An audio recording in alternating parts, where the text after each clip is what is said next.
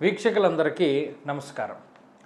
June నెలలో ఏ విధమైనటువంటి గ్రహస్థితి ఉన్నది, ఆ గ్రహస్థితి వల్ల ద్వాదశ రాశుల వారు ఏ విధమైనటువంటి ప్రభావాన్ని పొందబోతూ ఉన్నారనేటువంటి విషయాన్ని ఈ కార్యక్రమం ద్వారా తెలుసుకుందాం. ముఖ్యంగా జూన్ నెలలో అందరూ ఎదురు చూస్తూ ఉన్నటువంటి గ్రహం యొక్క మార్పు, దేవగురువు అయినటువంటి బృహస్పతి మిథున రాశిని వదిలిపెట్టి జూన్ నెల 2వ తారీఖున కర్కాటక రాశిలోకి ఆయన యొక్క సంక్రమణం చేయబోతూ ఉన్నారు.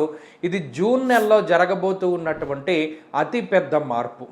దీని తదుపరి 9వ తారీఖున పునర్వసు నక్షత్రము 4వ పాదంలోకి, అనగా గురువు గారితో పాటే శుక్రుడు కూడా కర్కాటక రాశిలోకి సంక్రమణం చేయబోతూ ఉన్నారు. అలాగే 16వ తారీఖు జూన్ నెల రవి వృషభ రాశి సంచారాన్ని వదిలిపెట్టి మిథున రాశిలోకి ఆయన మారబోతూ ఉన్నారు. అలాగే 21వ తారీఖున కుజగ్రహం కూడా, అప్పటి వరకు మేషరాశిలో సంచరిస్తూ ఉన్నటువంటి కుజుడు కూడా 21వ తారీఖున కృత్తిక నక్షత్రం 2వ పాదంలోకి, అనగా వృషభ రాశిలోకి తన యొక్క సంక్రమణాన్ని ప్రారంభించబోతూ ఉన్నారు. అలాగే 23వ తారీఖున గురువు శుక్రుడు ఏ రాశిలో అయితే ఉన్నారో బుధుడు కూడా అదే రాశిలోకి సంక్రమణం చేయబోతూ ఉన్నారు, కర్కాటక రాశిలోకి. అలాగే 30వ తారీఖు, అనగా ఈ మాసం చివరిలో బుధుడు వక్రగతిని ప్రారంభం చేయబోతూ ఉన్నారు. అంటే దాదాపుగా ఎక్కువ సంఖ్యలో గ్రహాలు మారుతూ ఉన్నాయి.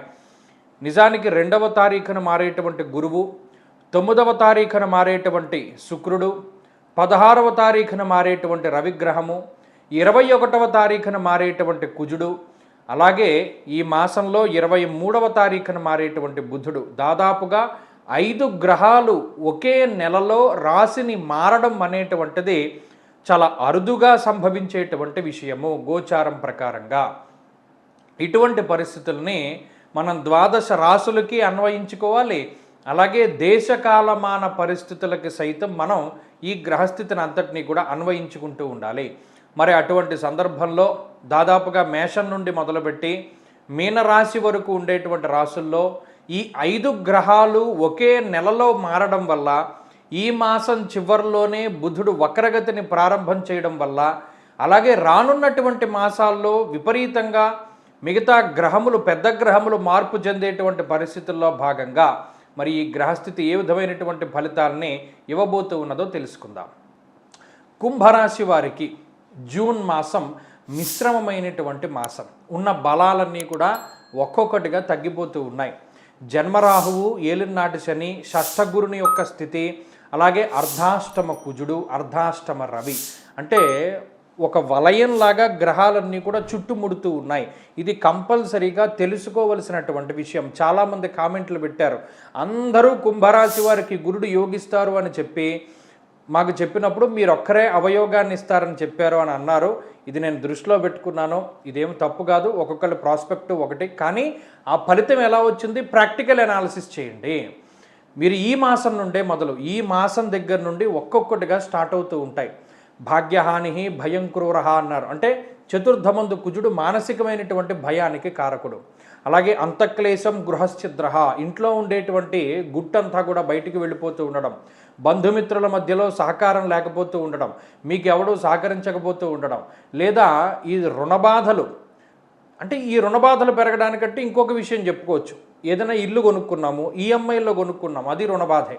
బండి కొనుక్కున్నాం, ఈఎంఐల్లో కొనుక్కున్నాం, అది రుణబాధే. ఇలా మంచికే రుణబాధలు ఉన్నా అసలు గతంలో లేనటువంటి రుణం మరి ఇప్పుడు చేయవలసి వచ్చింది కదా, కాబట్టి అది రుణబాధ కిందే లెక్క వస్తుంది. అలా అవి పెరుగుతూ ఉంటాయి. రెండో విషయం ఏంటి అంటే, అనుకోని విధంగా స్థానం మార్పు చేయవలసినటువంటి పరిస్థితులు వస్తాయి. అలాగే ఈ మాసంలో గత మాసంతో పోల్చుకుంటే ఖర్చులు ఎక్కువగా ఉంటాయి. మీరు ఒక బ్యాలెన్స్ షీట్ తయారు చేసుకోండి, ఇన్కమ్ ఎక్స్పెన్స్ పెట్టుకోండి. ఖచ్చితంగా ఎక్స్పెన్స్ అన్నది గత మాసంతో పోల్చుకుంటే చాలా ఎక్కువగా ఉంటుంది. క్రెడిట్ కార్డు వాడు చాలా కాలం అయింది, ఈ మధ్యకాలంలో వాడట్లేదు, కానీ ఈ మాసంలో అది కూడా ఉపయోగించవలసి వస్తుంది. ఇలా ఈ మాసంలో అటు శరీరం కొంత నలతగా ఉండడం, డబ్బు ఎక్కువగా ఖర్చు అవుతూ ఉండడం, ప్రజలందరూ కొంచెం కొంచెంగా వ్యతిరేకంగా మారుతూ ఉండడాన్ని మీరు ఈ దశలో గమనించగలుగుతారు. జాగ్రత్త పడండి. మొదటి నెలలోనే మనం భగవంతుడిని పట్టుకుంటే రానున్నటువంటి నెలలన్నీ కూడా అంత దుష్ఫలితాలని ఇవ్వవు. ఈ గ్రహస్థితి నుండి మిమ్మల్ని మీరు చాలా తేలిగ్గా కాపాడుకోవచ్చు. ముఖ్యంగా ప్రతిరోజు శివాష్టోత్తర శతనామావళి స్తోత్రాన్ని పారాయణ చేస్తూ ఉండడం ద్వారా ఈ గ్రహస్థితి నుండి బయటపడతారు.